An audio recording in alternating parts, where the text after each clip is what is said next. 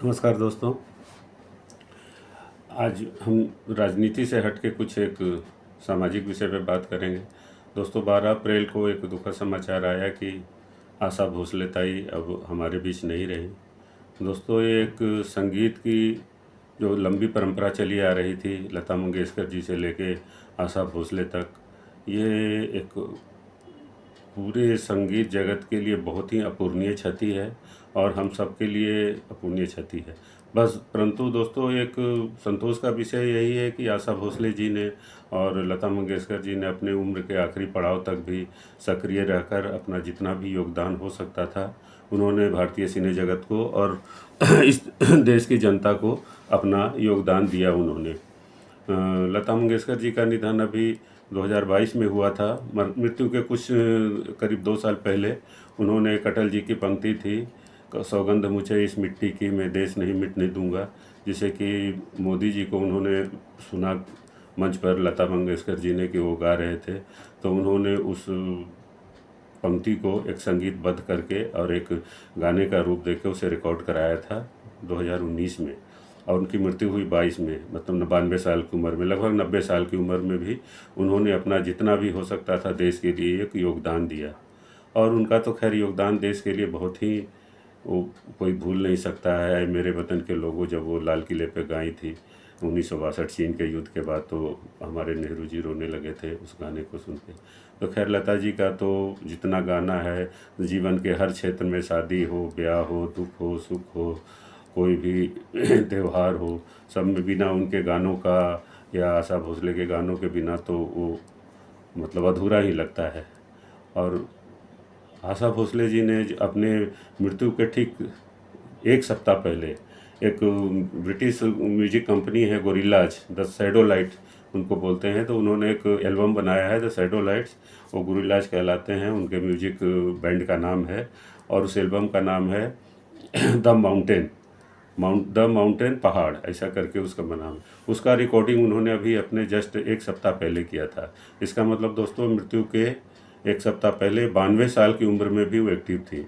और वैसे भी आशा भोसले जी तो करीब 2000 की ईस्वी तक वो फिल्मों में गाने गाती रही थी। ऐसे भी कोई रियलिटी शो में, प्रोग्राम में वो आती थी, तो आज भी वो काफ़ी अनुरोध करने पर जो भी रहते हैं वहाँ पे, जो लाइव टेलीकास्ट होता रहता है रियलिटी शो में, लोगों के अनुरोध पर, दर्शकों के अनुरोध पर वो 2-4-10 लाइन गाना गा ही देती थी। और उनकी आवाज़ में आज भी वही दमखम था। हाँ, लता जी वक्त के वजह से कुछ अकेलापन उन्होंने, कि वो थोड़े बीमार के शिकार हो गई, बीमारी के, जिसके वजह से उन्होंने लगभग 75 साल की उम्र आते आते उन्होंने गाना छोड़ दिया था। रंग दे बसंती में शायद उन्होंने अपना आखिरी प्लेबैक सिंगिंग दिया था सिनेमा में। दोस्तों, इनका जो परिवार है, मंगेशकर ख़ानदान में कह रहा हूँ, इन्होंने इतने दिनों तक देश की जनता, मतलब पूरे हिंदी संगीत प्रेमी जगत हो, वो धरती के इस बहुत बड़े भूभाग में इनका संगीत का, हिंद, भारत, पाकिस्तान, बांग्लादेश, जहाँ चीन, जापान, कोरिया, हर जगह इनके संगीत के लोग कायल थे और प्रेमी थे। तो इसीलिए मैं कह रहा हूँ कि जितने दिनों तक कोई तो एक भूभाग पे राज करता है, जैसे चोला वंश कहते हैं कि 83 साल तक कोई किंग था, उन्होंने राज किया।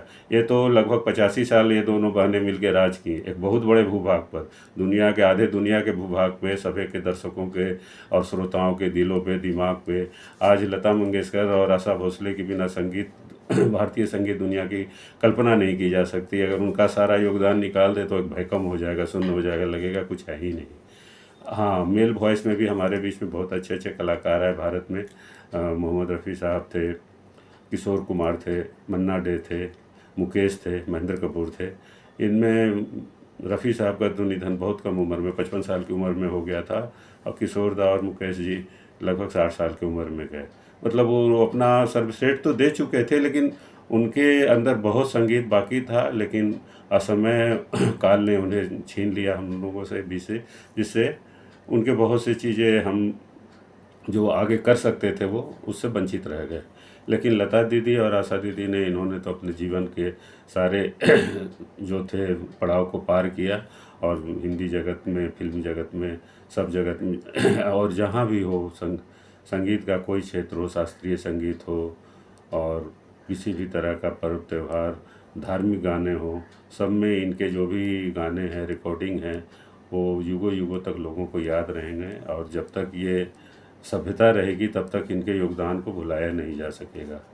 आज की तरह जैसे क्षणभंगुर जो पानी के बुलबुले की तरह कलाकार उभरते हैं, रैप गायक उभर रहे हैं, क्या क्या ये लोग गाने गाते हैं जो भगवान जाने, करीब साल 2 साल, महीने 2 महीने के बाद लोग भूल जाते हैं। इनको भी भूल जाते हैं, इनके गायकी को भी भूल जाते हैं, इनके गानों को तो खैर याद रखने लायक चीज़ भी नहीं है जो कि याद रखा जाए।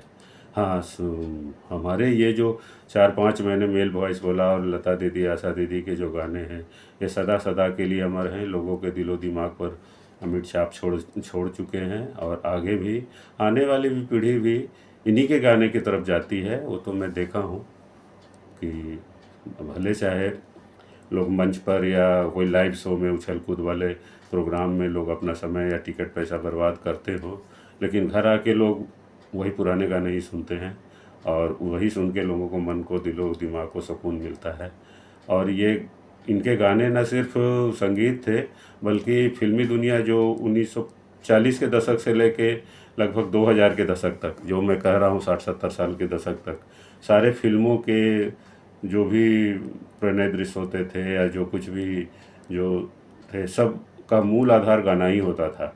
पहले फिल्मों में तो एक ज़माना था 18, 19, 20 गाने तक भी होते थे, लेकिन कोई उगता नहीं था और सब लोग देखते रहते थे, गाने को भी सुनते थे, पिक्चर को भी देखते थे, और घर आके उस गाने को गुनगुनाते थे भी, दोहराते थे। आज तो पिक्चरों में एक गाना भी बोझ लगने लगा है, धीरे धीरे हो सकता है कि वो भी ख़त्म ही हो जाए, जैसे परंपरा है, क्योंकि जितना फूहड़पन और भोड़ापन गाने के नाम पर परोसते हैं डायरेक्टर लोग, मतलब जो कुछ भी दिखाना चाहते हैं वो अश्लील से अश्लील चीज़ें गाने के नाम पे दिखाते हैं। अब वो चीज़ नहीं रह गई, आशा भोसले, लता मंगेशकर, मुकेश और रफ़ी के ज़माने की बात। लेकिन एक पीढ़ी का अंत हुआ दोस्तों, एक बहुत ही एक भावुक क्षण था। आशा भोसले के जाने का समाचार सुन के जो भी उस पीढ़ी के लोग हैं, जो कुछ भी संगीत को समझते हैं आज भी, उनके लिए ये बहुत ही दुखद क्षण था, ये सोच के कि हमारे एक पीढ़ी का अंत हो गया। नमस्कार दोस्तों, और मैं इसके साथ ही ये वीडियो समाप्त करता हूँ। अगर आपको दर्श पसंद आए तो आप इसको लाइक कीजिएगा और सब्सक्राइब कीजिएगा। धन्यवाद।